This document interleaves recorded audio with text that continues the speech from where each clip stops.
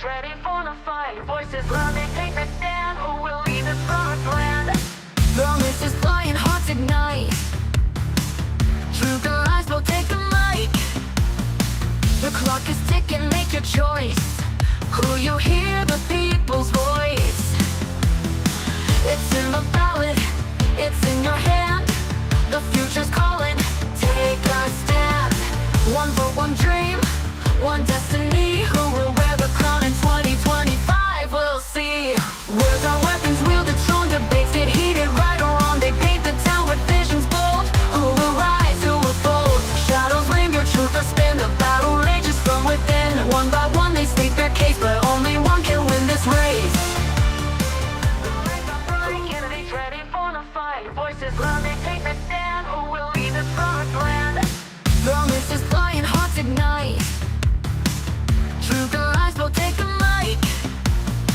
The clock is ticking, make your choice. Who you hear, the people's voice. It's in the ballot, it's in your hand. The future's calling, take a stand. And good evening, everybody. These are the candidates standing to become the next mayor of Upper Hutt City Council. But with every election, there's one thing stepping in their way, and that's your vote.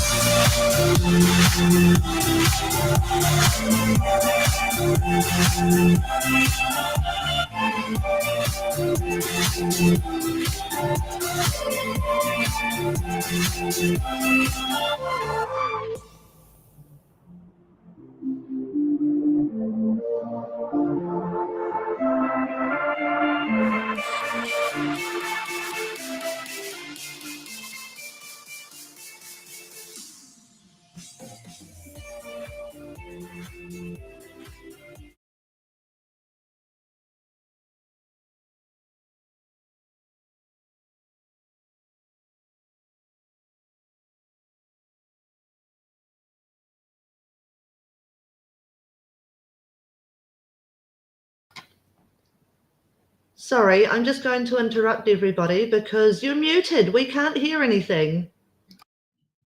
Well, Nick, why did you press the mute key? I said all this great words here and no one could hear me. So as while we're muted, people are good at lip reading. Yes, so these candidates here are vying to become the next mayor of the Upper Hutt City Council. And, you know, we're going to see how they're going to answer the questions. And we'll introduce, as we're now going to introduce, not lip reading, but actually the real words, Paul, who's going to be our question host. And it's nice to be released from the council role. I much prefer being a free man. I can understand that feeling very, very well. Do you still get people ringing up with their council problems, though, as a former councillor? No. Oh, thank goodness. In Wellington, oh boy, you're probably still sitting there and keep getting rung for 12 years after you leave. Okay. Okay, so let's kick off with our random order list number. And Blair, you get to go off first on your 1 minute opening statement of why you should become the next mayor of Upper Hutt. Thank you. Thanks everybody for coming. Kia ora koutou. My name is Blair Griffiths and I'm standing for Mayor of Upper Hutt. I believe in keeping our city moving forward while protecting what makes it special. I've served on council for 12 years and I've chaired quite a few committees, worked alongside the residents and business and volunteer groups across our great city Upper Hutt. I'm an independent voice and I'll put our community ahead of politics. I'm committed to making council more open, more accessible, and more focused on what the people it serves. From infrastructure to the local businesses, protecting our green spaces, my priority is simple: keep putting Upper Hutt first. Thank you. Vote Blair for Mayor. Thank you for that. Next up, Angela, your 1 minute opening statements on why you should be the next mayor of Upper Hutt. Kia ora tātou. You know, when you're a kid and you fell off your push bike or you fell off your horse and your parents said to you, get back up again. Well, that's what I'm doing. I'm getting back up again. I ran for mayor at the last election and missed out by a short 1,500 votes or so, and I'm doing it again. And I'm doing it again because I'm passionate about Upper Hutt. I'm passionate about getting a team together and making a difference to our community for now and for the future. Kia ora. Okay, next up we've got Emma on her 1 minute opening statement. Thank you. Kia ora koutou. I'm Emma Holderness.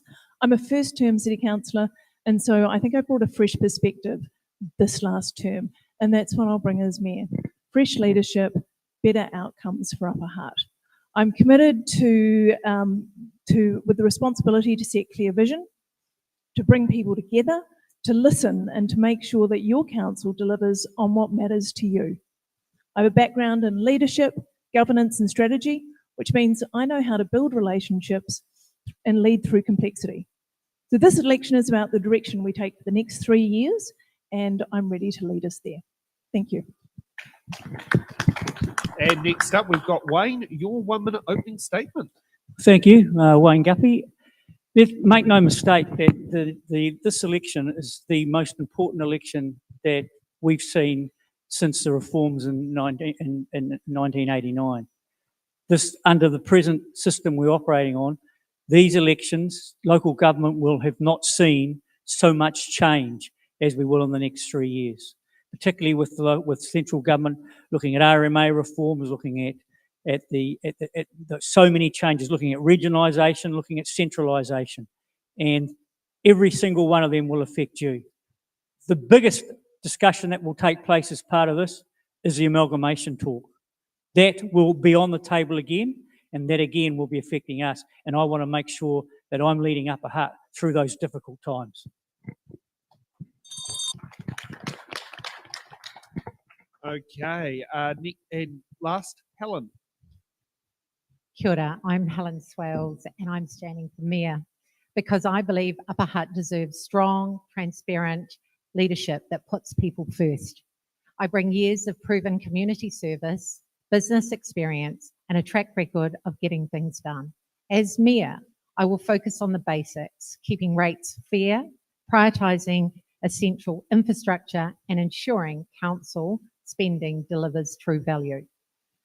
I will open up council discussions, making so that residents are informed, included, and genuinely heard. I'm a champion of local business growth, backing community initiatives, and work with regional and central government and secure investment for our city's future. But Upper Hutt is at a crossroads. We can either drift or we can be bold. Practical steps to strengthen our economy, protect our environment, and build a thriving, connected community. I'm Helen Swales, your voice for action, your partner in progress, and your advocate for a better Upper Hutt. Let's lead the city together.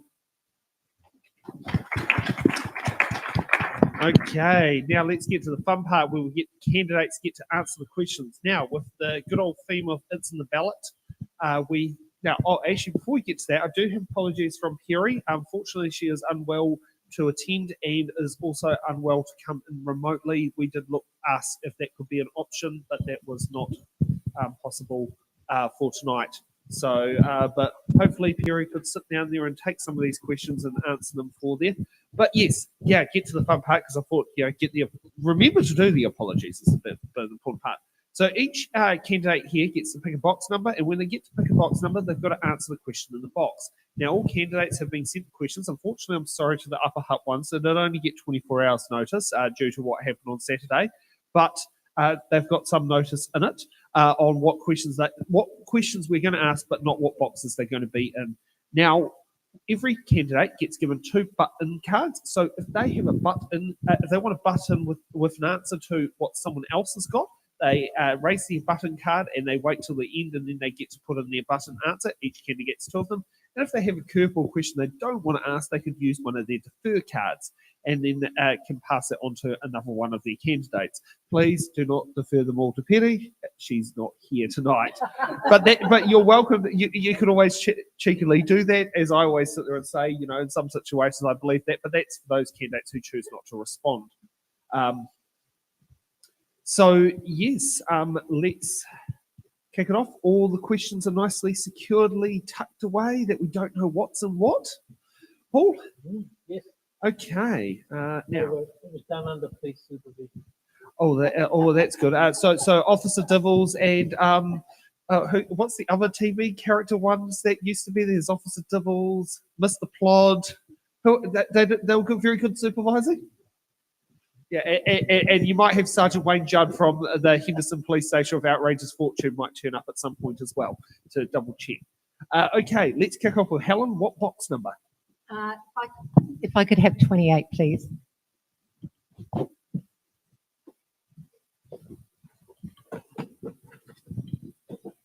Question J. Could Upper Hutt City Council be more open with its information and meeting access? If so, how? I think we as a council have been known with a track record that we probably haven't been as transparent as the community would like.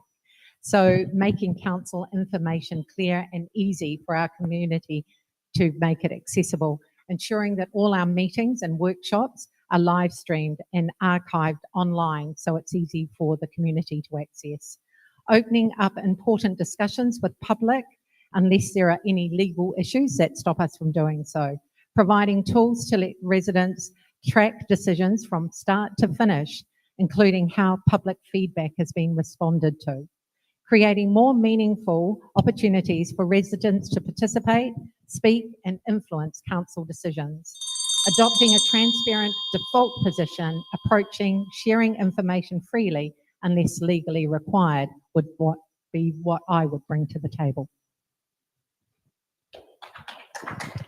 Okay, Wayne, what box number would you like? 2. I read it out, Wayne. Change it. M. Question M. What are your ideas for achieving more public participation in local government decisions? Well, one of the things that will happen is that under my leadership is that the council has a large pool of correspondence with people who have corresponded with it, and that part of a citizens panel, that information and feedback would go out to citizens and would get that feedback from the citizens that way through a citizens panel. It's done in other parts of the country, not everywhere, but certainly would give a much broader contact with citizens, particularly now that community newspapers have ceased. It is important that councils look for how they would engage with their citizens now that, as I said, that community newspaper options now not available. Okay, Angela. Oh, you want to do a button? Just clarification, does the button have to be in addition to what the answer was previously, or can it be a question? You're butting. If you're used to if you're going to use a button now, you'll be butting and giving an additional answer to Wayne's question. Okay. You won't use it. All good. And now you get to choose a box number. Tahi, it's 1. Good. I'm glad you know that.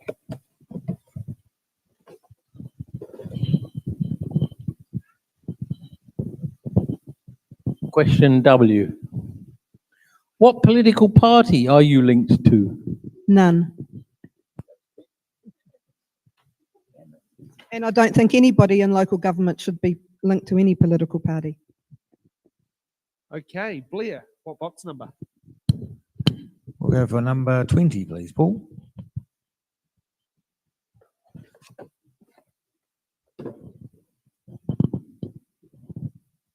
Question AB. What's your biggest priority for the next term, and how do you intend on delivering on that? That's a pretty big question. Not being the mayor yet, first thing would be to make sure that we've got a good solid team to lead us on into the next 3 years. We've got some pretty big decisions coming up with the water entity that needs to get built, and make sure that we've got a good solid team around that. There's RMA reforms coming out, like Wayne was saying earlier. There's a lot of decisions going to have. I think probably the next biggest thing would be, how do we stop amalgamation? I don't want to be a little brother. I've always been the biggest. I don't really want to play little brother to all the rest of Wellington. And I think that's going to be the biggest challenges we have. Okay, Emma, what box number? I have number 6. Thanks, Paul.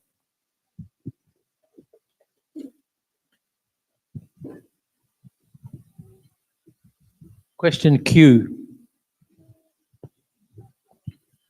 What budget line item would you remove to help bring rates down in Upper Hutt without disrupting basic services? Thanks. I actually had this one earlier, and my answer hasn't changed. In the long-term plan currently, there's a $9 million footbridge to the river, which I would assume everybody else would think at the moment is a nice to have, not a have to have. So that's the first thing I'd look at doing. Another item I'd look at pausing potentially is the community hub at 17.5 million. Can I ask, where is this footbridge? Because I'd love to know where it is. So I have some context to it, because some people might mistake it for the one carrying the water pipe in Silver Street. Yeah, no, it's not that one. There is no actual footbridge at the moment. It's a line item in the long-term plan. Oh, It's not okay. currently built. Oh, okay. So it's, But it's sitting there on the books. oh, okay. Oh, interesting. So it's nowhere to go yet. Right. Okay, Wayne, you want a button? Just to add to that, but that's not funded. It's not funded at all at the moment. Like in the long-term plan, there are a number of if you like, issues that are addressed, but certainly there's no funding for it. And an item like that would be, if proceeded, would be debt funded, but that's certainly not funded at the moment. More buttons from Helen. Following on, there are some items that are funded in the long-term plan, and one is for $13.6 million, which is the hydrotherapy pool, which is, we've already done a refurbish on it, and I think the community would not like to see another 13 million spent on it. There's also a figure in there where we're going to rescope the Ferguson Ward Street Wakatiki intersection. We've already said in the long-term plan that we will look at our traffic management or our transport issues that are on the table. I think that that would be something that we would rescope, because those were priced a number of years ago, and it's really important that we're actually telling the community what those things really cost. Oh. Now, more buttons from Angela. God, this is nearly a hard-hitting question. Blair's just got a button, then we can call it that. Well, as I'm not allowed to ask a question, I would like to state that some of the feedback from the community at the last long-term plan discussions were around the exact things that these guys are talking about, who are current sitting councillors who agreed to include those things in the long-term plan. So if they were really that keen on not having them in the long-term plan, they would not have agreed to include them. And now if all of a sudden they decide not to, isn't that an interesting space to be? Do you want to put a button, Blair? Just add to it? No? Okay. Good into the first round of questions. So next up, Emma, you get to kick off for the next round. What box number? 25.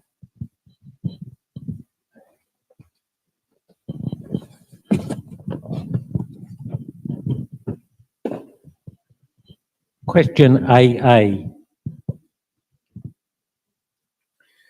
Tell us what you think of local government or local democracy. Local government or local democracy? I can do both. I think the local in local government and democracy is the important bit. I think it works best when it's transparent, it's inclusive, focused on delivering results for you as the community. We really do need local voices, and the government are very eager to do things to us a lot of the time, and so we need to keep our local voices loud in the discussions that are being had. As Wayne said, there are going to be discussions about amalgamation, and the government has already indicated this. We need to ensure that local voices and local democracy really comes through in this, and I will be committed to doing that as Mayor. Okay. Wayne, what box number? 12.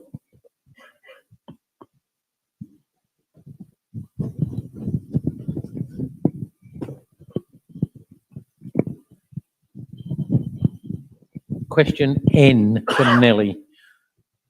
What will you do to stop poor council expenditure, allocate resources to critical infrastructure and rein in huge increases?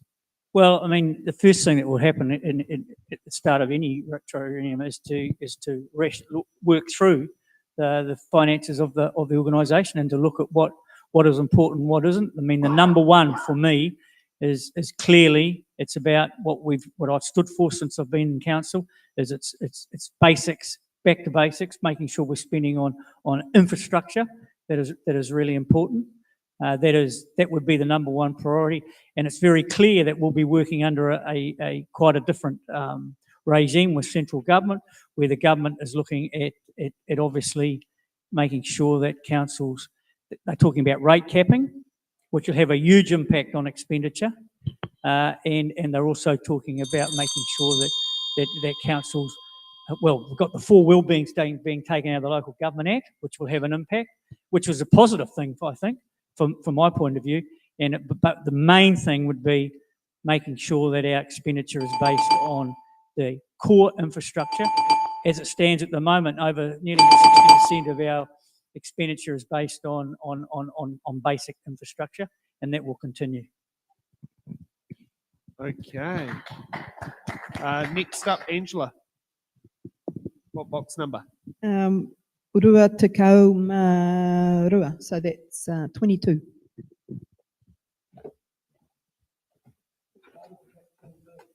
Because that's my birth date, Graham. Question K. What are your ideas for helping people who don't have good internet access to be involved and have their say? Great stuff. I had this question today. So there, one of the groups of people that don't have good internet access is rural Upper Hutt. And when I was on council, I pushed for a notice of motion to get some research carried out to find out how big of an issue that was. It's far bigger than you think. The amount of people in rural Upper Hutt who don't have cellular coverage and don't have decent internet. In fact, they've only got copper lines available. The other group that I know that my former colleague here, Heather Newell, has been doing a lot of work with are in the senior range, senior net, you know, the whole access to internet. But there are other reasons why people do not have access to internet. It's interesting from a council point of view, all we can do is actually facilitate that. I would like to see digital infrastructure included or some facilitation of easier facilitation, such as resource consents for putting in fibre. That's one. There's plenty others. Thank you. Blair, what box number? Number 11, please. Sorry, I didn't hear that. Number 11, please.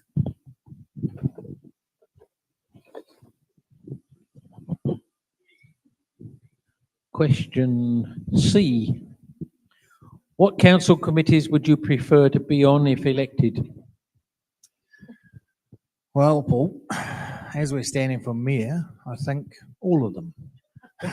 Yeah, and I think it's a bloody big job, and it'll keep me plenty busy. The official term is ex officio. And Helen, what box number? 8.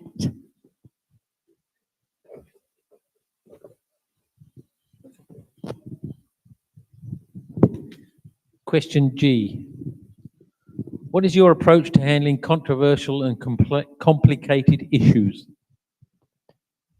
Wow, there's a strategy and a couple of points that when it comes to controversial conflict, and basically the very first thing is that you've got to actually keep an open mind with regards to any conflict that you've got.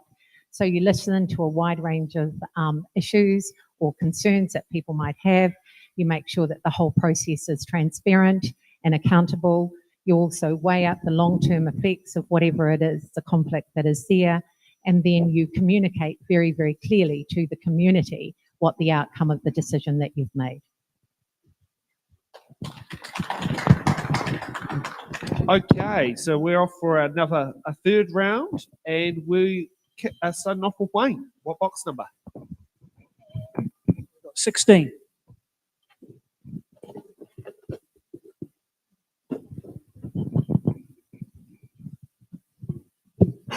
Question O. What do you see as the biggest challenges facing your community? Biggest challenge as well is affordability. That's across the country, not just an Upper Hutt thing. I think some of the things that we'll be facing is next year will be obviously the amalgamation discussions. That will be affecting our community. I think the other thing that affects the community is about how we plan for future growth within our region. And with that, I mean, that's a positive thing, but with that, it does bring issues that we need to address. But more importantly, I think the ability to make sure that council has discipline to make the right financial decisions. That's an issue for the community.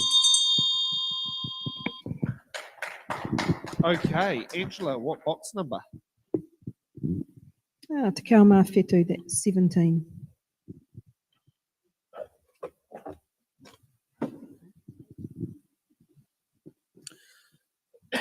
Question V for Victor. What should council priorities be when making grants to the community?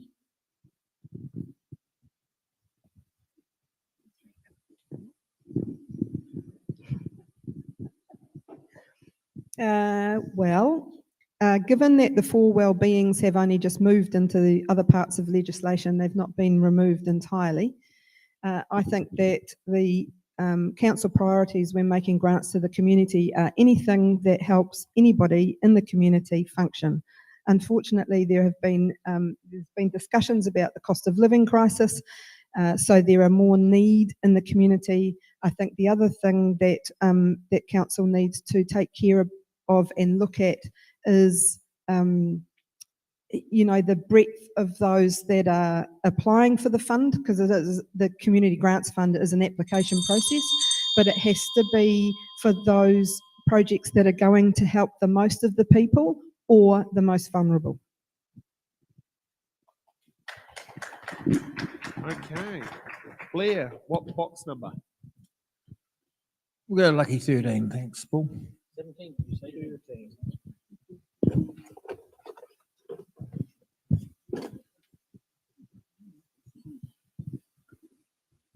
Question R. Upper Hutt City Council doesn't have many places where tactical tiles are used on footpaths to assist users who are visually impaired to know where it's safe to cross the road and what type of crossing they are using. Is this a core function that Upper Hutt City Council should provide, or is it a nice to have? Thanks for the question, Paul. I actually read this one and thought a bit about it. I'm obviously not a user of these tactile tiles. If there's a shortage of them in Upper Hutt, I didn't know there was. I mean, it sounds terrible being on council and not knowing these sort of things. If it is an issue, then we need to bring it to the forefront, have a look whether it is or not a core function of our city council. I don't believe it's a nice to have. It is a necessity for people that are limited in sight. And if they need it, we need to help supply it. Now, if it's not something that we need to pay for, that we need to advocate and get somebody else out to do it, that's what we should be doing. And if not, then lead the way and show the people of Upper Hutt we do actually listen. And the added bonus is that those who don't actually look where they're walking and they have their looking down at their phones, that tactical tiles are also just as useful for those users. So a bit more than just what they're originally designed for. Especially if you're walking around the Wellington waterfront. Now, that would be where you could actually sit down there and do some good. That probably is a lot better than what was being proposed on the table about that fence that costs $3,000 a metre. As a Wellington ratepayer, I'm a little bit was appalled. Helen, what box number? Could I please have 4 if it's still there?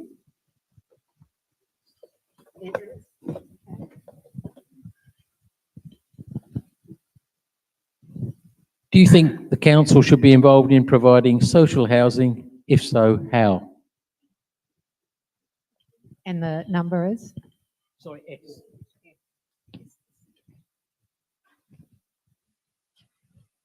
Sam? Oh, sorry. This is what happens when you have a venue emailing you about, are you still coming in the middle of a live show? Does my time start now? Yes, Nick's in charge of the timer, not me. Social housing is a really interesting dilemma for any council up and down the country. And I believe that in the crisis that we have at the moment and all of the pressures where the community are demanding that we do critical infrastructure, that we focus on not the nice to haves, but the things that we need to focus on, that whilst I believe that social housing is important, I don't believe it's the role of council to do it. I believe the role of council to do and affect social housing is to be a conduit and to actually help and support any of those that are supporting that. I've seen a lot of councils where a lot bigger than us that have a bigger rate base that find themselves in a difficulty that they're unable to actually maintain or repair or keep them up to a good living standard. So yes, happy to facilitate and be the conduit with regard to and possibly even providing some council land for them. But other than that, I don't think it's the core business of council. Okay, and Emma, what box number? Number 9, please, Paul.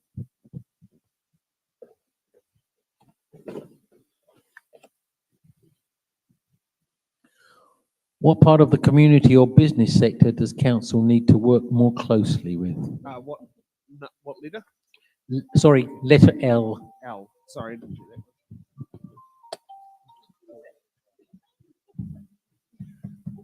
that. Earlier today, Angela said all of it, with unlimiting resources, definitely. But I think local small business owners, community organisations and youth groups, the groups that are on the front line of what's happening, they can provide really valuable insights. And I think we can explore this by using our digital resources better to target some of those groups and get better engagement. Okay, and now let's re-randomise it and get another round of questions. And Angela, you get to go up first. What box number? Rima, 5.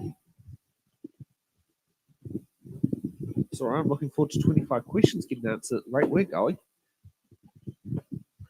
What are your priority areas for expenditure? What box number? E. Sorry. E for extra. E for Emma. echo, according to the phonetic alphabet. It's echo for the phonetic alphabet. It is. What are your priority areas for expenditure? Core business. And what's really interesting is how the government determines what core business is. So that's understanding, because it is in the legislation, the core business includes libraries and pools. It includes the parks, but it includes infrastructure. So for me, it's actually driven by legislation, priority areas for expenditure. And I would need to know too that it's great for the economy and it's great for the people and it's great for our land. And we have a button from Helen. Thanks, Sam. So for me, the priorities are, first of all, fix what's broken, maintain and renew our existing infrastructure before we try anything new. Future-proofing, spend with long-term sustainability in mind whenever we put our hand in the pocket. Early engagement, which means that major spending priorities should be done in consultation with our community before we say, yes, we'll do it. This ties into, I will ensure that our council has a focus on value for money and the services it delivers, demonstrating this through clear communications and community involvement. Now, Helen, I would now like a box number because that's just very good timing. Okay, can I please have, let's go for 21.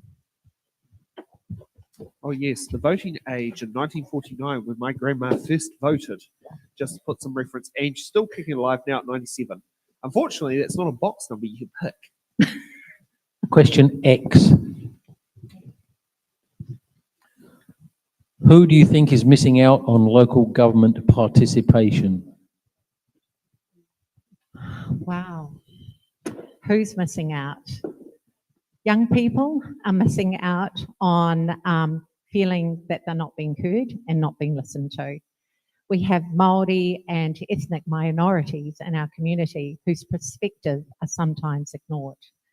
We also have low income earners and those most vulnerable in our community who might lack time or resources or access to communicate to those councillors or council. People with disabilities, also physically facing disabilities that they can't reach or meet us in our council chamber. But then also those without reliable internet. As we have heard before, without internet, how do we actually reach them when we live stream our meetings? Thank you. Okay, Blair, what box number? What's behind number 24, please? 25, 26. 26. That do? Yep, thank you. Is that what the Rams scored last week? Question F.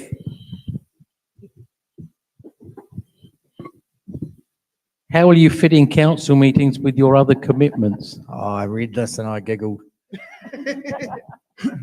I am very overcommitted and I cannot fit in a council meeting.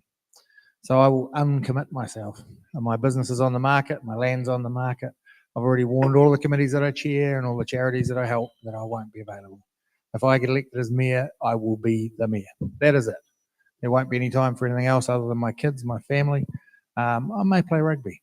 But yeah, unfortunately, a lot of those other things will have to fall by the by. I think running for mayor in Upper Hutt, it's a pretty big decision. I've made that decision twice.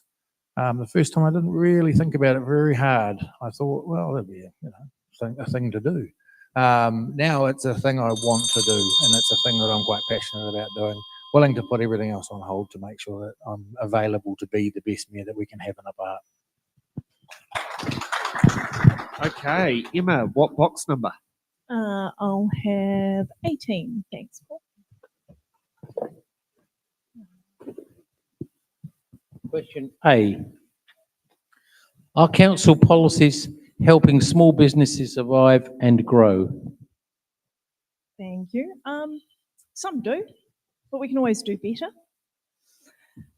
We've had economic development funding, great support from our officers in terms of the economic development support that they give to small businesses and establish many businesses here in Upper Hutt, which brings jobs into the economy. But we need to ensure that our economic strategy supports local owners, that it removes barriers and focuses our investment on where we can make the most difference. I think it's really important that small businesses have the support that they need, and that we also, as a council, put our investment into a CBD that becomes a thriving place that then in turn helps those businesses. And we've got a button from Wayne. It's your mic. Actually, helping small business is crucial for any community. And if you look at what's happened in Upper Hutt over the last 10 years under my leadership, we have had a lot of business arrive in the area or expand. And we had an economic stimulus package, which was very helpful for small business. Most of these people sitting on the stage voted against that. And that, I believe, was a mistake. But certainly from the point of view, from council's point of view, working with small business is a very important part of making sure we have a vibrant community and creating the opportunity for businesses to grow and give employment for people in our region. And don't sit down too quick, because you get the next box number. Number 10.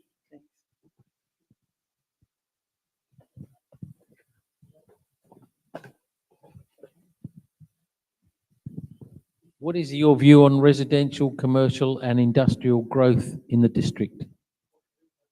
Oh, it's D. Thanks for that. Well, you put the three together and they're all very important. And from the point of view, if you look at what's predicted for our city, that future residential growth will continue to be a major part. And you only got to look recently at our economy grew through about 3.3% last year, which is right up there amongst the country.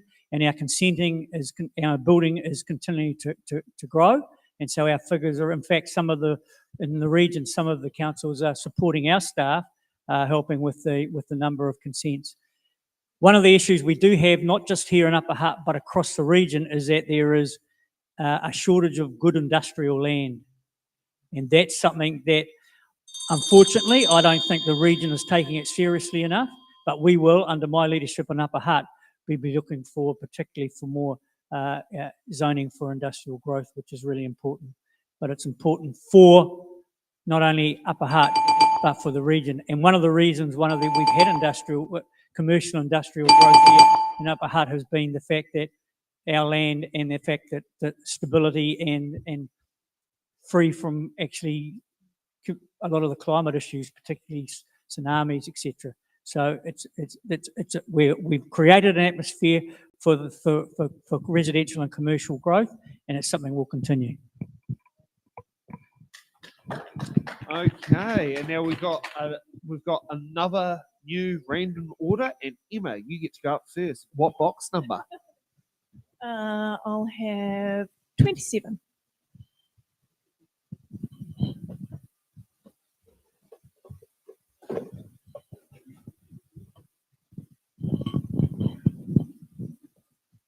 P, question P. Do you think Upper Hutt City Council should establish a dog park?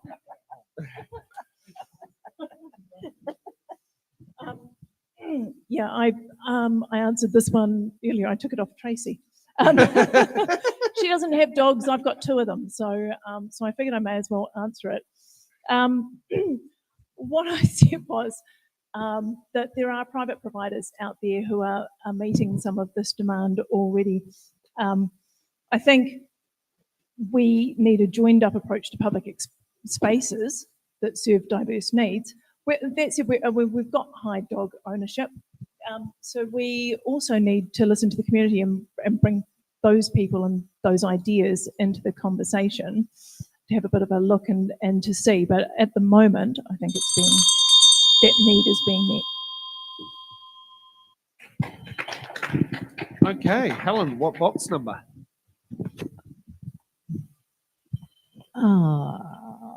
Yeah, let's go with that, Paul. Is that 14? Thank you. What skills and experience do you have that you believe would be beneficial to you as a council member? And what letter?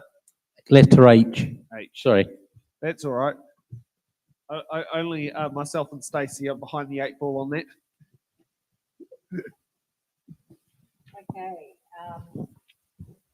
What skills do I bring? As the Deputy Mayor, I've been the shadow of the Mayor of this council, which means that I've had to have a strong leadership. I've had to be able to understand what it is to pull a team together and support and mentor those that are around the table.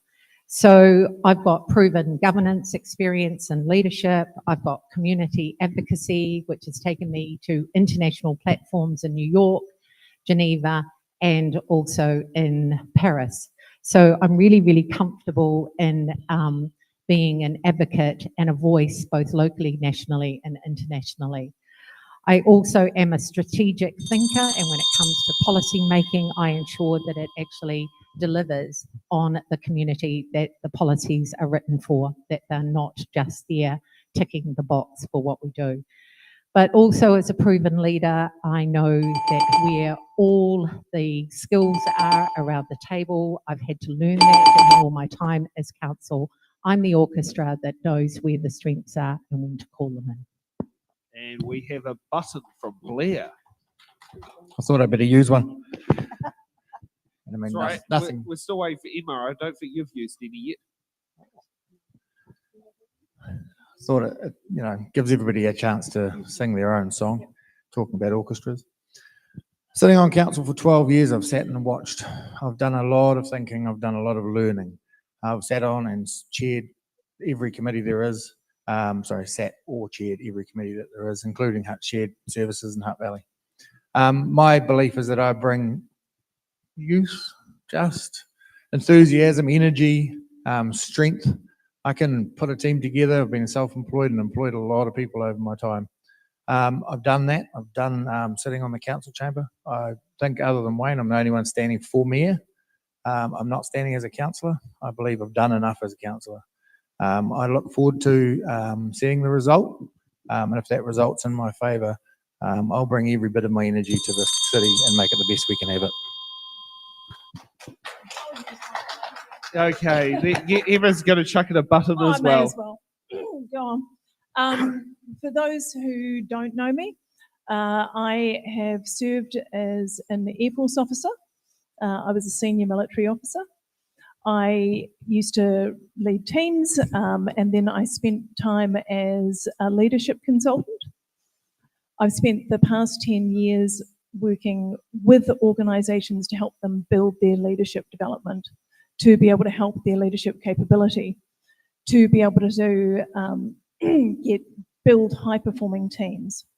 I have worked most recently as a senior leader, an executive leader for helping the team through the closure of the Flybuys program. So I was the Chief People Officer at Loyalty New Zealand. So I do know how to lead through complexity and through change, build consensus, deliver results. Thank you. Okay, now back to the normal questions. Angela, what box number? I had to remember where the order was.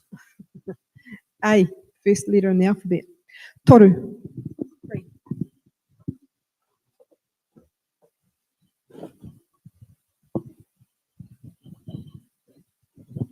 If a candidate is found to be breaking the campaign rules, do you believe the candidate should publicly own the mistake or should it be able to be brushed under the rug, and why?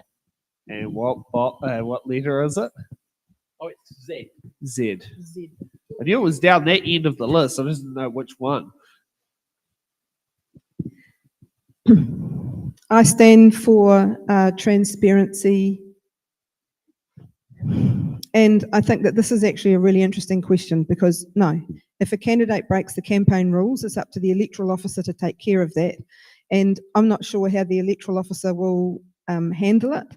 That's not up to us to determine. I would be disappointed if people aren't accountable for their actions or the actions of their team.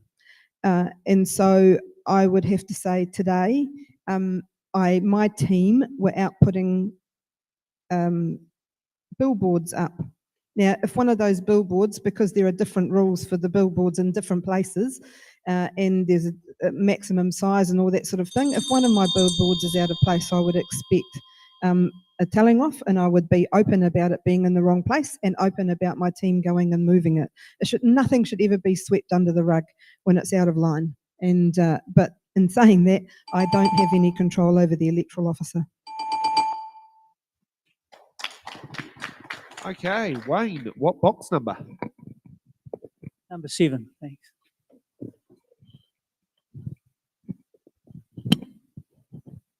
T. Sam, T. T. Should we have more cycle lanes in Upper Hutt, Wayne? Well, that to me at the start would be when we're prioritising spending, and that wouldn't be number one spend at the moment at all. The simple answer to that is going into the new year as a leader, that certainly would not be a priority. Okay, Blair. 15, thanks, Paul. Sorry, 15. That'd be the last one, isn't it? Well, under the 5 one, but I'm sure we can come up with a way to sit there and get the other 3 box questions answered. Question, it looks like 1 or I. What change should the local government, what should local government be doing about climate change, Blair? There's about, I don't know how many different angles to take on this one. I mean, we've had quite a lot of conversations in City Council over the last wee while about climate change. Obviously, we're in a better position than a lot of people around the effects of climate change, but we've also had conversations around how do we help the climate while not spending every cent that we possibly can on buying a new fleet of electric cars, for example. We've done things like put solar panels, solar power into our local business, into our core businesses, the roof of the pool, using UV light to help treat water, changing the way we heat, these sort of things. So, I mean, these are the effects we can make as we make changes. I don't think reaching out and trying to spend more money on climate change effect will be good for our city at this time. But as it comes up, we can make changes as they're required.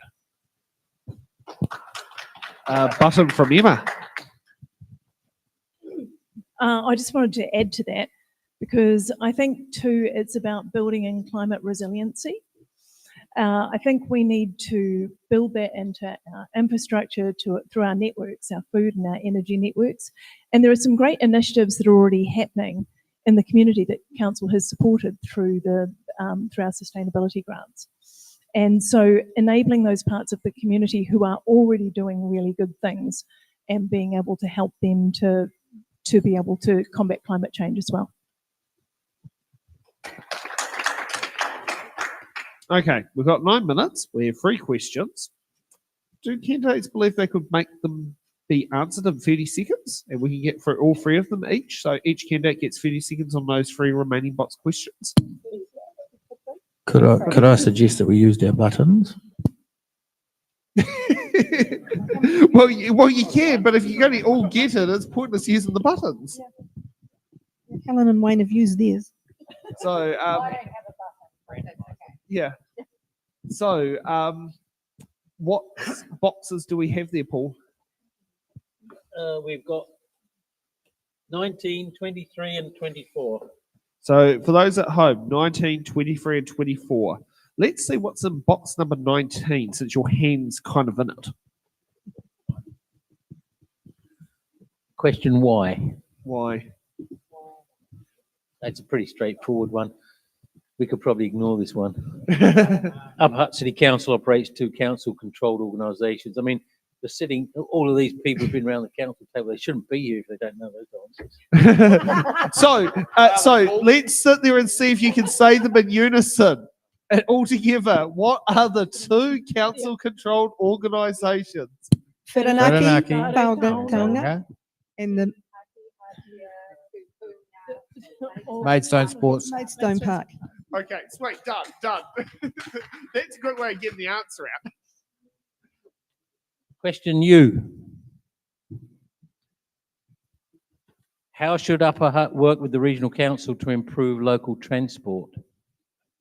So we'll kick off with Wayne and go down the line. I mean, it's dealing with the regional council is always important because they are the if you like the controller of the regional transport, of the local transport, bus service, etc., and trains. And so, as part of it, remember one of the issues that does come up at times though is across the region is that when there'll be a review, there's a review being done I think next year on services that's required. But what quite often happens, there's no more money. But what happens is, with new routes are added, sometimes the less performed routes are taken away.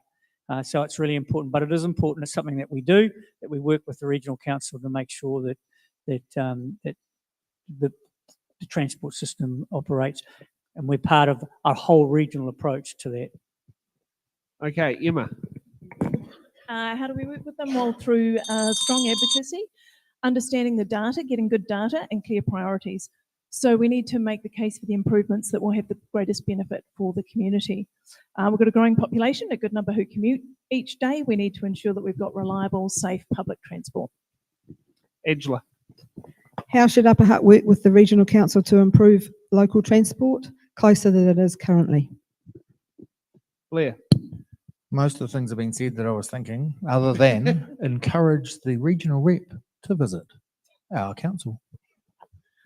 I probably support that, as well as everything else that our mayoral candidates have said, because I think it's really important. The biggest hole that we have when it comes to advocacy is when we open up a new subdivision. It always seems to take us years to get anything. We waited for Riverstone, we're waiting for Wallaceville. We need to actually make sure that when we sit at the Regional Transport Committee, that when we put our projects up there as priorities, that our voice is heard and that we put a really strong case, because at the moment it's falling on deaf ears. Now, as local knowledge, does a bus route run down Alexander Road? Okay, no, because that's Wallaceville, which is a brand new housing subdivision. So yeah, and it would kind of make some logic. Yeah. No, it was just like, I know which road that is. Yeah.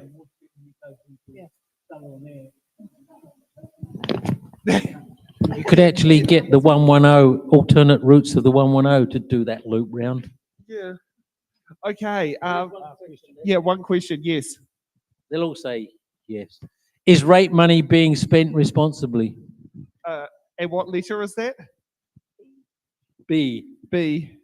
Start off with Helen. Okay. This is going to be really debatable. For those of us that are sitting around the council table, we will say that yes, we think that rate money is being spent responsibly. But then when you look at it and you look at the amount of money that we spend, you need to keep it in priority of how much gets spent on water, how much gets spent on road and transport. But with the funding that has gone away from our transport budget, it is huge, because we've lost 51% of any of the projects that we had under transport. When you think of local water done well, whilst we contain it for the next 2 years, then it just explodes when it takes out of our hands. So for us to just keep managing what we do and what we do well, yes, we need to go through it line by line and do a rates review. I'm definitely with Helen saying that we give it a good go. We have a look at everything that we can possibly pull back. We went out and told staff to look at, the CE to look at our business, our internal, to try and cut as much out of the out of our normal business as possible. We keep getting things pushed out to us by central government that are just costing a lot more money. If you look at just the insurance on your own home, insurance on city council is affected in a very similar way. And that's just one example. I'm sure everybody else will have another one. Angela? No. And the reason I say that is because through the last long-term plan consultation process, there was a huge submission number that were talking about in the community, that were talking about the answer to this question for them would be no.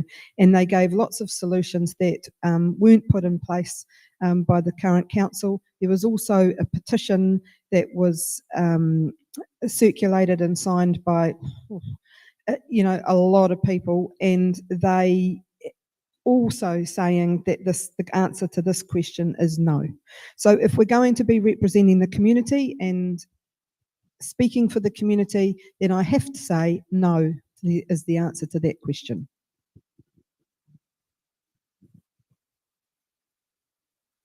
It's tricky, because what we think of as being responsible, yes, I think for the most part we feel that as councillors we are being pretty responsible with that. There's a balance to strike between what the community wants to have happen and what we can realistically do with, this is where we have to put our governance lens on things.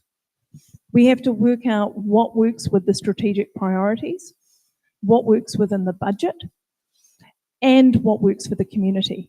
And trying to balance all of those things and bring those discussions together is the role of the Mayor and Council.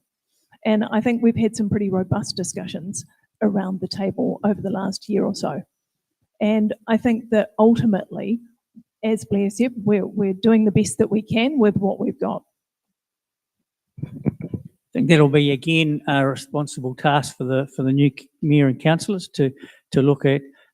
They will be prioritised, but certainly from the point of view of what council faced over the last 18 or 2 years was obviously with inflation, with cost of living, and with many costs rising.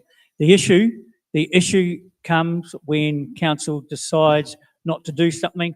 People want the same rate of level of service. They want the same things being done, but don't want anything cut. And that's where the tough decisions have to be made. And certainly for when we went through this last year looking at spend and cutting, having to go through now, and the next level would be looking at service cuts, and those are simple things like, say, do we close the library on certain days, or do the hours come back? Those are the sort of things that eat in, and those are things that are not accepted by the community. Okay, thank you for that, candidates, for going through that question and bringing up and making sure we exhaust all 28 questions in the question boxes.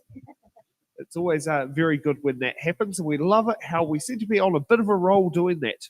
Okay, now just for a little bit of housekeeping, just before we get to our break, It's in the Ballot is an independent non-profit organisation, and we rely on small dollar donations to help bring these fantastic shows to life. And we do it on a much more shoestring budget than our fellow counterparts at Television New Zealand or Discovery, who I'd say if they were here, you'll probably have 15 to 20 people in the room. They're just crew.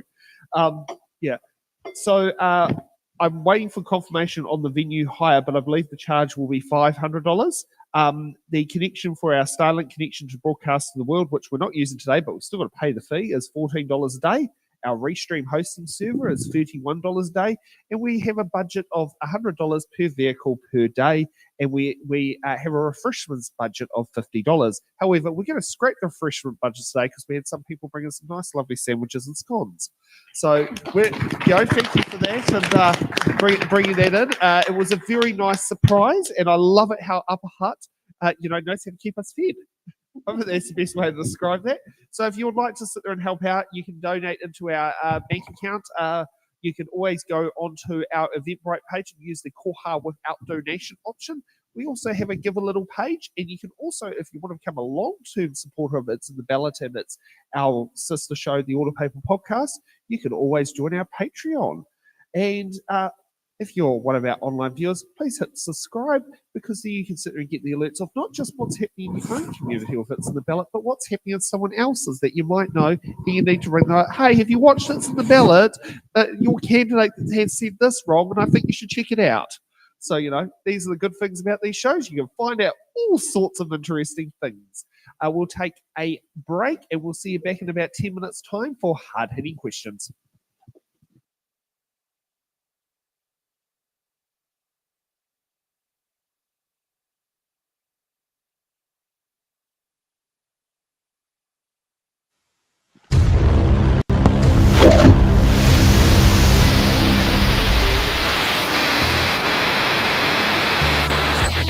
Just a short little breather to stretch out your legs. You don't need a leader. The live stream will be back, so don't go too far. But for now, you can wander wherever you are. Intermissions aren't really a thing anymore, but we think they're cool, a tradition to adore. A moment to breathe, have a laugh, maybe chat. There's magic in breaks, and we're keeping that. Head to the lobby, your kitchen with glee, for snacks that are tasty and drinks to be free. Fill up your plate, pour a glass, take your time, then come back refreshed. We'll resume on a dime.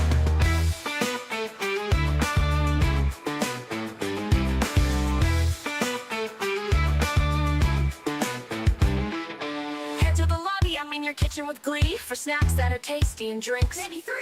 Fill up your plate, pour a glass, take your time, then come back refreshed, we'll resume on a dime.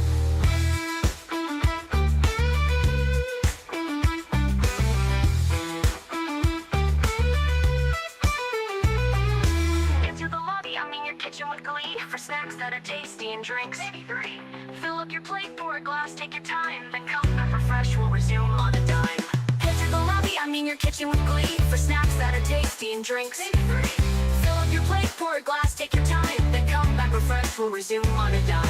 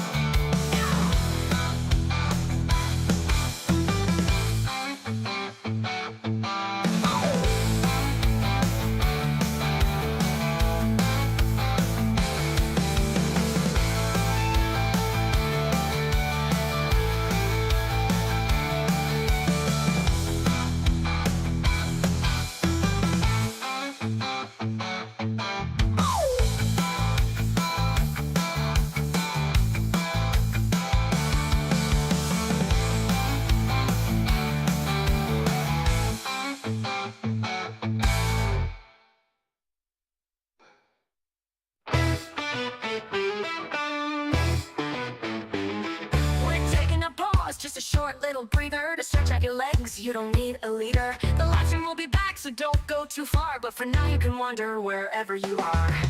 Intermissions aren't really a thing anymore, but we think they're cool, a tradition to adore. A moment to breathe, have a laugh, maybe chat, there's magic in breaks, and we're keeping that. Head to the lobby, I mean your kitchen with glee for snacks that are tasty and drinks. Fill up your plate, pour a glass, take your time, then come back refreshed, we'll resume on a dime.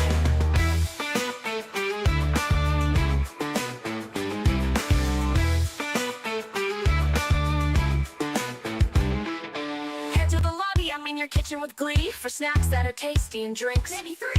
Fill up your plate, pour a glass, take your time, then come back refreshed, we'll resume on a dime.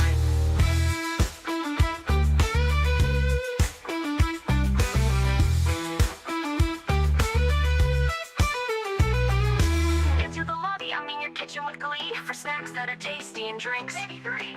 Fill up your plate, pour a glass, take your time, then come back refreshed, we'll resume on a dime. Head to the lobby, I mean your kitchen with glee, for snacks that are tasty and drinks. Maybe 3. Fill up your plate, pour a glass, take your time, then come back refreshed, we'll resume on a dime.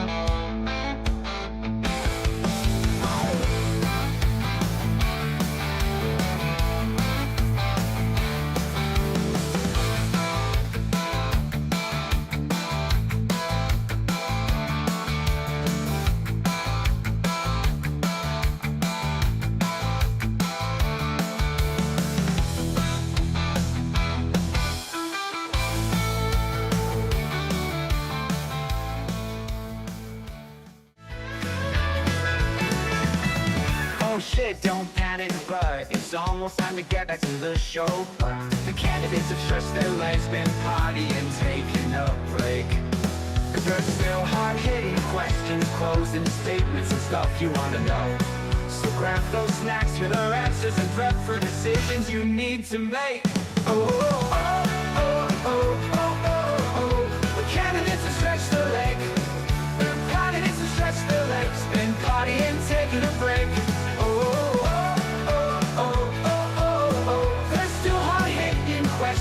Closing statements and stuff you wanna know. So grab the snack you wanna know. So grab those snacks, here the answers and prep for decisions you need to make. Oh, oh, oh, oh, oh, oh, oh, oh.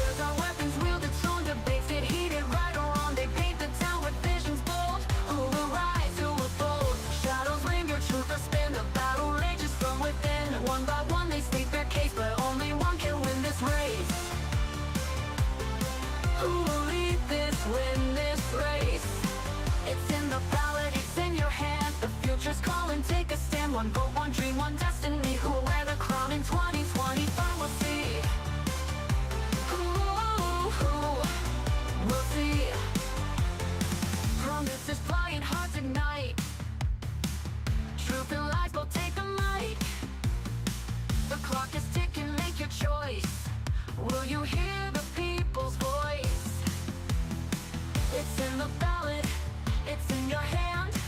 The future's calling, take a stand. One vote, one dream, one destiny. Who will wear the crown in 2025? We'll see. Words are weapons wielded, strong debates get heated. Right or wrong, they paint the town with visions bold. Who will rise, who will fold? Shadows linger, truth or spin. The battle rages from within. One by one they state their case, but only one can win this race. Who will lead this, win this race? It's in the ballot, it's in your hand. The future's calling, take a stand. One vote, one dream, one destiny. Who'll wear the crown in 2025? We'll see. The stage is set, the lights are bright. Candidates ready for the fight. Voices loud, they take the stand. Who will lead this promised land? The mist is flying, hearts ignite. Truth or lies, will take the mic. The clock is ticking, make your choice. Who you hear, the people's voice. It's in the ballot, it's in your hand. The future's calling, take a stand. One vote, one dream, one destiny. Who will wear the crown in 2025? We'll see. Words are weapons wielded, strong debates get heated. Right or wrong, they paint the town.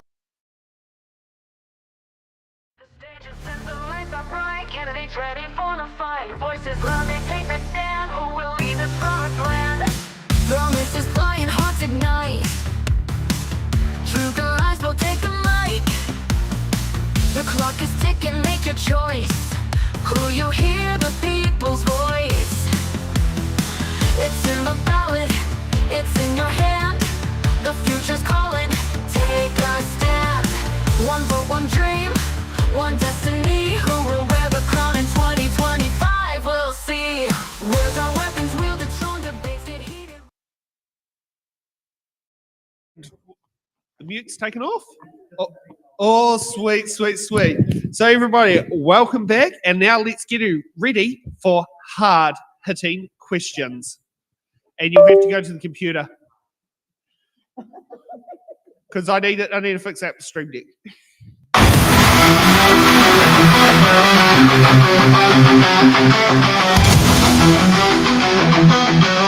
Hard-hitting questions. When I'm candidates are running, one does a question. Because every candidate has answered the hard-hitting questions. Okay, now for hard-hitting questions here, we're going to be, having 3 very interesting questions out there. Now, the first one is, there's a lot of talk about amalgamation into a unitary authority, similar to Auckland Council. What are your views on it? Now, just for those who are wondering at home, a unitary authority is a city or a district council that also is a regional council and performs both the city and district council's duties and the regional council duties. So just for some people to put some context into it, it's not necessarily a super city. Gisborne's also a unitary authority. But yes, what are your talks about amalgamation into a unitary authority? And Helen, you get to go off first.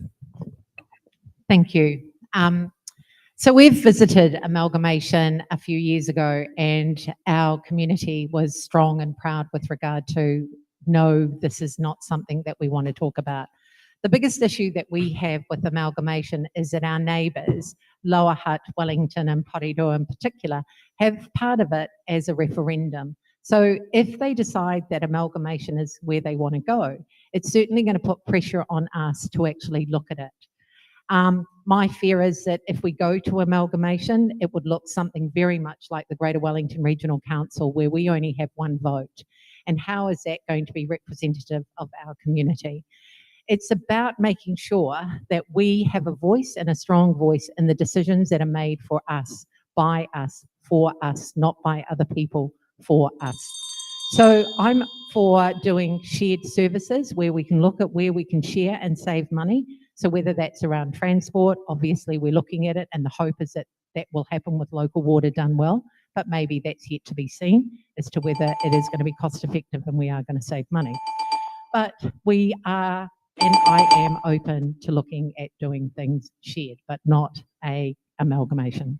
And just before we move on, put a point of clarification, Wellington isn't participating in that referendum. I know Diane Calvert looked at it, but it never actually Got across the line? No, it never crossed the line. So Thank goodness. only Lower Hutt And Porirua. and Porirua have Yep. gone with it, and we can guess why Lower Hutt's following suit. No. Because Porirua is doing it. Oh well, we might as well do it because we have to do a multi-ward referendum. Because I remember there was talks about it was about an extra 20 cents to do it. Sam, that sounds biased. Yeah, Okay. yeah. Okay, Emma. Thanks. As we've said, amalgamation discussions are going to be a hot topic this term. We do need more shared services to create efficiencies around what we're doing, but I think that we need to have strong leadership to make sure that Upper Hutt's interests are clearly represented in any discussion around amalgamation. So we need to be open about the conversation. We need to have the conversations with the community as early as we can, so that people understand the options, the trade-offs, and understand what's at stake. It is tricky because Upper Hutt doesn't have some of the same issues as the other regions who have coastal areas. We all have different issues and challenges. We just need to make sure that our community have an informed say before any decisions are made, but I'm open to leading the conversation. Blair. Oh, thank you. Talk of amalgamation, I sort of made my point before that we don't want to be the smaller sibling. I've chaired Hutt Valley Shared Services for the last 3 years, which is a shared role with one of my cohorts from Lower Hutt. We've opened a conversation in that forum around their openness to have a shared forum, to have two separate entities that can work together and open up and have some decent conversation around how we could do that together. I've watched the Wellington different entities that have popped up out of the woodwork, led by mayors most of the time. And every time they sort of come along and they start with a hiss and a roar and they get Welly moving, I think that fell over somewhere there. And it's a real struggle for these councils to manage to work together. I haven't been privy to those conversations. I haven't sat in those meetings. Maybe it would be different with different leadership in those meetings. I have no idea. But yeah, definitely an interesting time coming up. I'm not pro amalgamation, but I would definitely keep the conversation open and alive for our community to tell us what they want. Last time they said, hell no. This time they may say the same. Okay, Wayne. Well, if we're talking about, like you said, the question about into a unitary authority, then we're talking about amalgamation, because Upper Hutt would not be able to be a unitary authority on its own. At least you put a big dam at Silver Street. And so the issue, look, from a community's point of view, it will be an issue. Whether it's driven by central government, it'll be interesting to see what their appetite for it is. But unless, if otherwise, it certainly will be from the grounds of, okay, with the changes in what local government's going to be doing, with local water done well, RMA changes, centralisation of some aspects, regionalisation of others, the question will be, what is the best fit for Wellington and for our cities in the region for the next 30 years? Because what local government does over the next 3 years will change dramatically. And so as a community, it's not a matter of saying we don't want it. The discussion will take place and we have to have that discussion. And again, we need to lead that discussion from the point of view, because if central government suddenly decides they have an appetite for it, then it'll get done to us. But it's certainly something that's going to be, in the next 3 years, like I said earlier on, a major part of really of what does local government do, and what it's fit for purpose, and how do we best deliver local government services over the next 30 years. And Angela.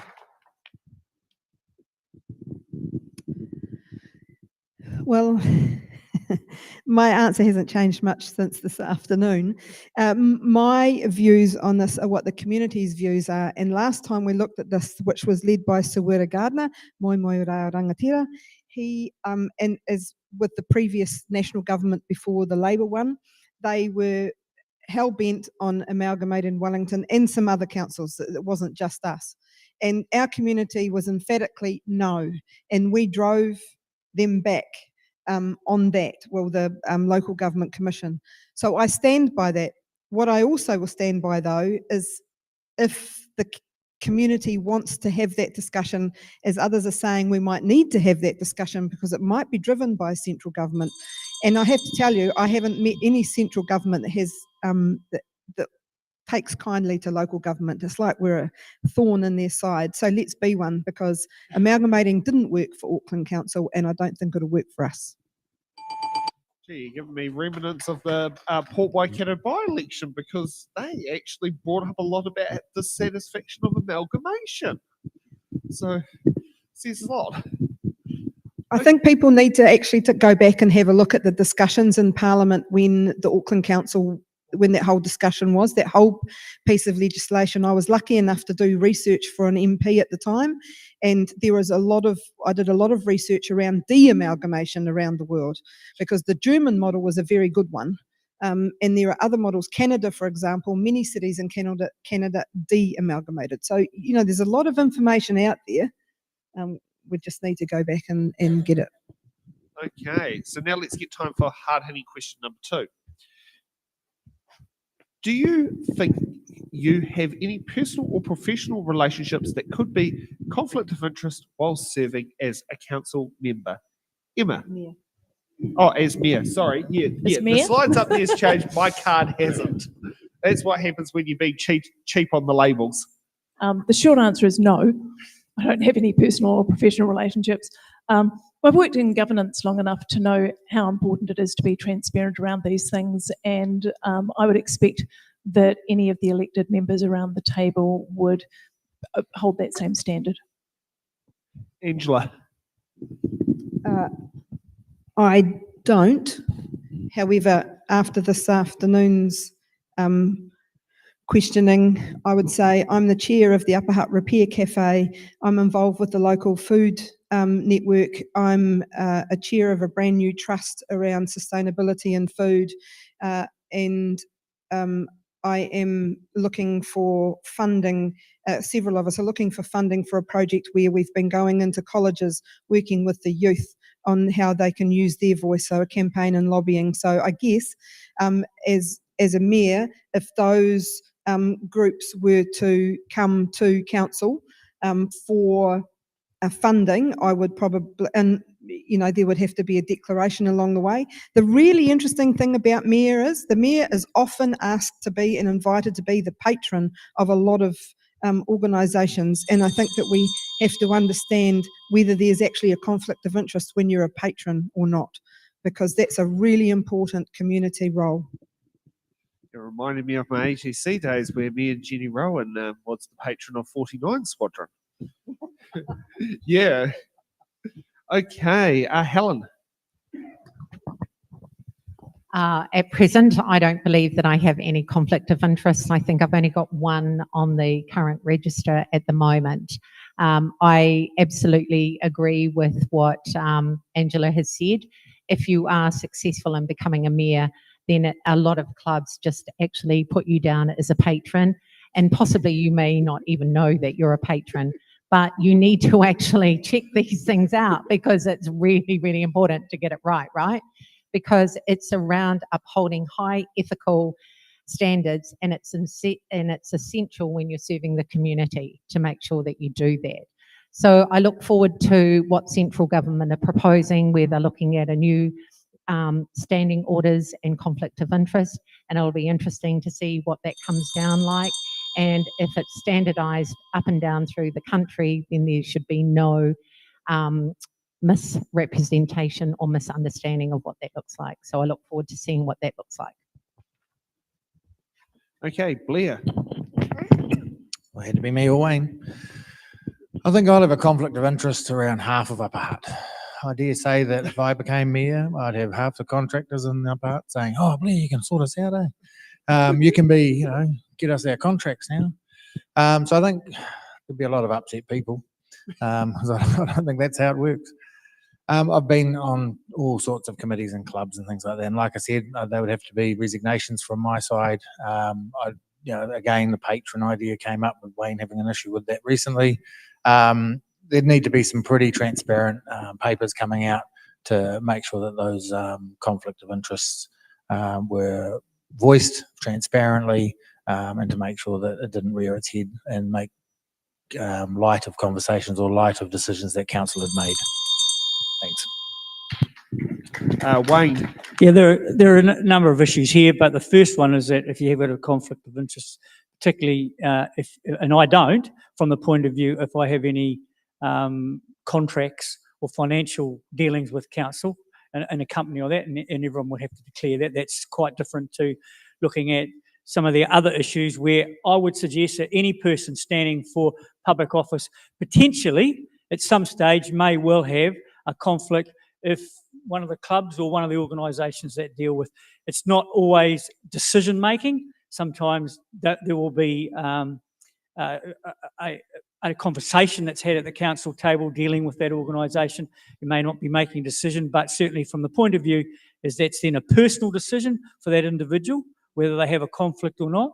And then the other issue that arises, of course, is that, as Deputy Mayor Swale said, the government's looking at maybe unifying that sort of those standing orders right across the country. But from the point of view of remuneration or any contracts with council, I have no conflict whatsoever.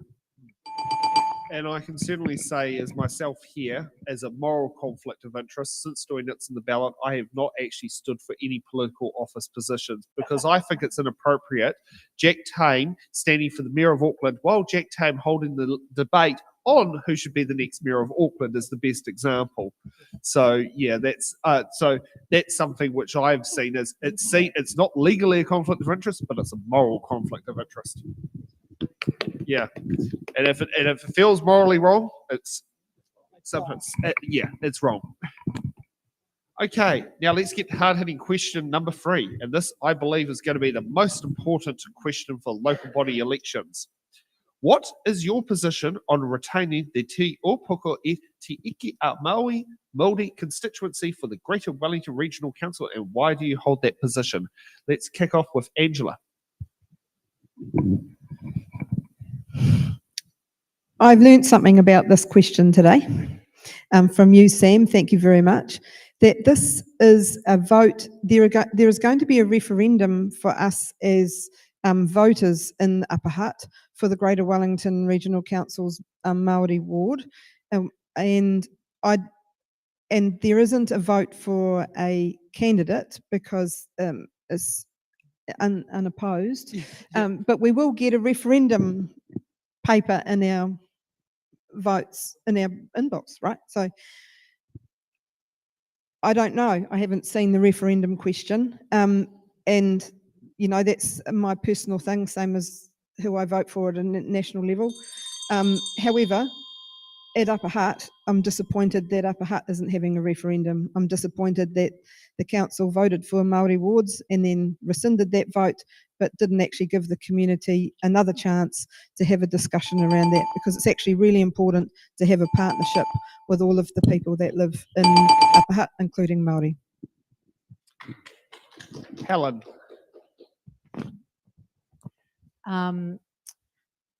I understand and appreciate that this referendum is there, but I have done some homework and due diligence, and I will be supporting this. And the reason why I will be supporting this kaupapa is that a lot of tikanga with regard to iwi mana whenua actually lie in this space around regional council. It's about papatuanuku, it's about the why, it's about all of those things that are held for intergenerationals and those that are coming behind us. So I think it's really important that they have a Māori voice around the table. And if I can say that while some people might be disappointed that we didn't go with Māori people sitting in our ward up here in Upper Hutt, we do have memorandums of understanding with iwi, that we do have conversations with them. They are at the table. It is their representative that comes and talks to us. And I'm hoping that that will just grow from that. I believe those conversations are ongoing all the time. Okay, Emma.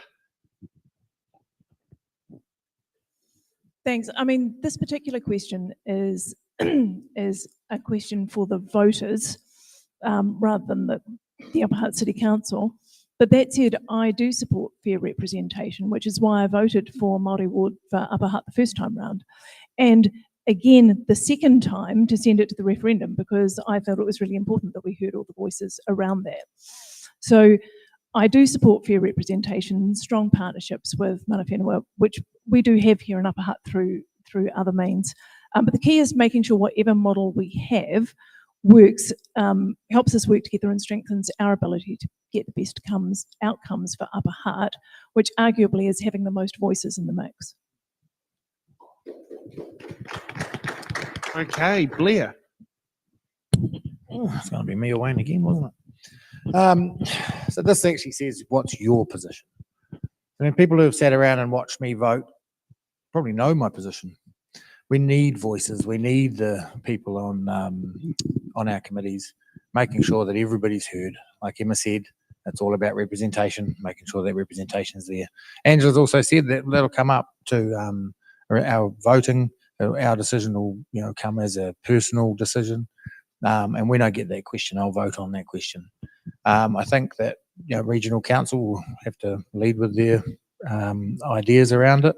I want to see representation of all people in Upper Hutt around our tables, and getting a Maori ward somewhere around is a great idea. We've had memorandums of understanding that we voted on. We've got those underway. We support all of our iwi. When they come to our tables, they speak to us as regularly as we can possibly get them there. So keep up. Thank you. And Wayne. Well, it's very clear. I mean, the regional council are holding the referendum, and so it's not for any mayoral candidate to determine or to tell people what they should be doing. And this is what the region, the community, and Upper Hutt will determine when they're having a referendum. So the people of the city, the people of the region will determine whether that's the case or not. And just for the voters out there, as a bit of a reminder, you will be receiving referendum voting papers with your referendum papers with your voting papers. Please make sure you fill it out. Please do not discard it thinking it's irrelevant because Upper Hutt City Council chose not to do it. If we sit there and look at here, both myself and Nick are actually going to have to vote on 2 Māori ward referendums because I live in Wellington City Council, he lives in Kapiti Coast District Council. So we have 2 Māori ward referendums to vote for, not 1, because both our councils holding Māori ward elections this year. But please, go out there and please take your time in doing your research and making an informed decision on how you cast your tick in the referendum paper. So that's my 2 cents worth. And please don't get referendum paper shock when you open your voting papers and you discover a referendum paper in there that you weren't expecting. So we get to the next part, closing statements. And Emma, you get to go up first for your 1 minute on why the Upper Hutt voters should give you their tick. Thanks, Sam. Over the next term, Upper Hutt's going to face some really big decisions on water, on growth, on spending, and on our place in the region. So we need a mayor who can focus on the big picture, setting priorities, making smart calls, making sure that the council works as a team for our community. It's not a matter of doing what we've always done. Things have changed. Our social, our landscape has changed. The financial landscape has certainly changed. We need to ensure that we're making the right decisions, and we do that by listening to the community. So I'm here to lead with integrity, to listen, to ask the right questions. Make sure the community's voice is at the table when decisions are made, because we only get the best outcomes when people feel part of the process. I'll bring leadership, relationships, and teamwork to deliver better outcomes for Upper Hutt. Okay, Wayne. Well, like I said, this is the most important election that we faced. in local government and the major changes that are going to occur. And they will be major, like I've said. So Upper Hutt, what I've given Upper Hutt has been a proven, trusted leader. And we need someone like that who can navigate through these issues, because these issues will affect every single one of us in this city. I've proven that I can do that, and I've given Upper Hutt a regional and national voice, which is really important when we're going through these changes. It's not a time for unproven leadership. It's not a time for people with wish lists of things that they want to do. It's a time for stable leadership, a leadership that's got vision and is proven. I'm a trusted leader, and I'll continue to make sure Upper Hutt thrives. Okay. Next up, Angela.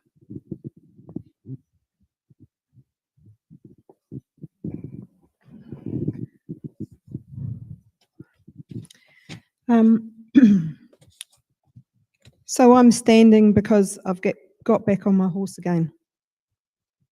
I'm standing because I spent 9 weeks on bed rest to get this left leg straightened and the ankle fused. I spent 3 months all up in plaster and a moon boot. Sam was just saying before, it's really nice, Angela, to see you walking around without a moon boot. I have lived experience of disability. My mother is currently in dementia care, and I'm her welfare guardian, and I'm working through the hospital system for her because she fell at the rest home and broke her hip the other day. I have lived experience of growing and producing food, of working with the youth, and I have lived experience of working with across the political spectrum, writing policy for ministers, for members of parliament, and I've been an advocate on the steps of parliament, and I've written policy for and worked with people across the spectrum for Rural Women New Zealand. I am passionate about Upper Hutt, and I'm passionate, and the time has come for a new mayor of Upper Hutt, and I am that new mayor. Okay, Blair. So I'm going to read mine because I wrote it and I thought it was quite important. Upper Hutt deserves a mayor who listens, acts and delivers. I bring experience, independence and a genuine passion for this community. I understand the challenges that we're facing. From growth pressures to the cost of living, I'm ready to work with all of you to find out the solutions that work for everyone in Upper Hutt. That means getting some of the basics right: well-maintained roads, reliable infrastructure and strong local services, while planning for the future that balances the progress with care for our people and our environment.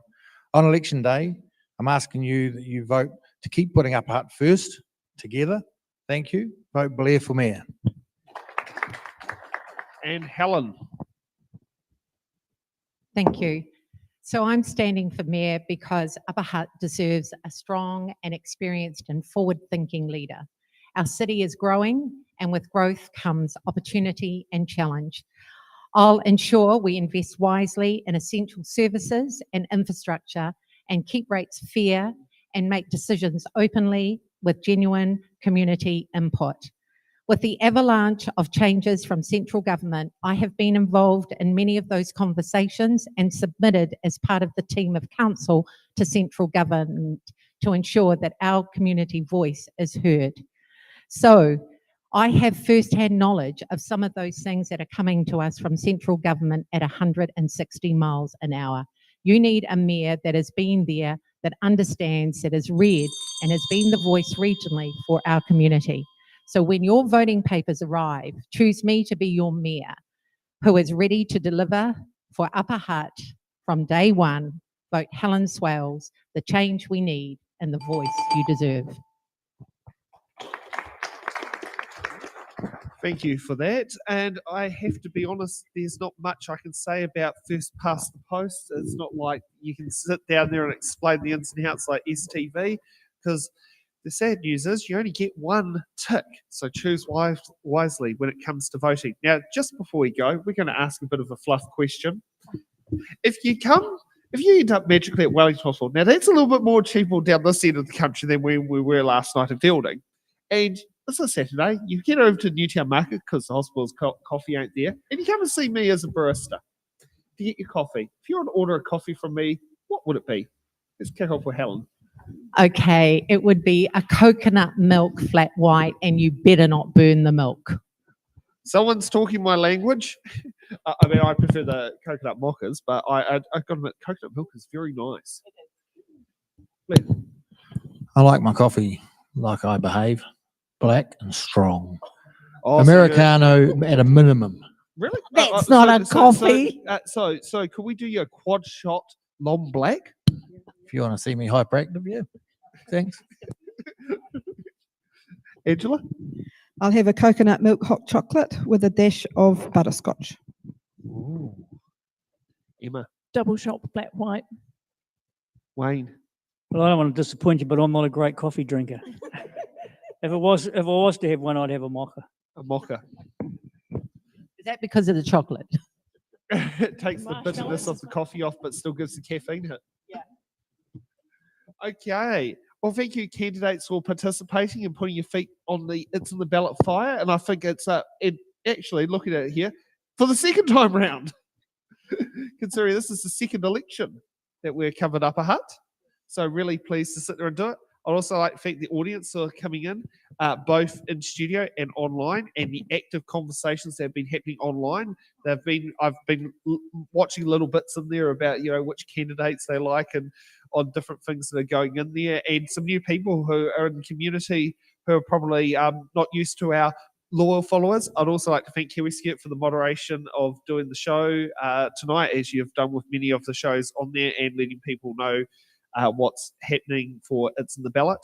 And also like to thank the team of Nick and Logan, who are both here in studio, for making today work, and for Stacey, who's coming in remotely doing all of her parts as being the producer of the show. And I'm trying to think, who else do I need to thank, Nick? Or have I finished on the list? Yep, candidates. Okay. Nick says I've made enough thank yous. Okay, yep. So we will. The catering. Oh, yes. Thank you for coming with the scones and the sandwiches. It was a nice surprise. A nice surprise, and we're very happy with it. Yeah. Sam, before you go, I just think that Upper Hutt want to thank you for bringing the candidates to them through this amazing platform that you've got, that you do it on a shoestring budget, and I only hope that people put their hand in their pocket and donate to your Give a Little page or the other avenues that you've got. Thank you. Thank you for that. And just like to say, also for Helen, thank you for lending us your trailer. It does take the edge off space. Even though it was a little bit fun going up Transmission Gully last night and only could do 50 kilometres an hour, which if the trailer didn't have to come to Upper Hutt, I would have gone through Pukekohe Bay. So that was something. It was quite an interesting experience trying to drive last night, because the car's temperature gauge couldn't get anywhere near warm. A bit like the choke that just never came off.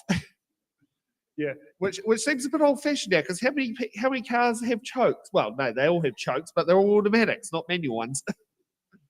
Okay, we'll see you all back tomorrow for our inaugural community board show, where Nick will be taking off his baby on how to entice the Featherston Community Board when we head over the Rumutakas tomorrow. So you can join us at 3 p.m. for that. See you then. Have a good evening.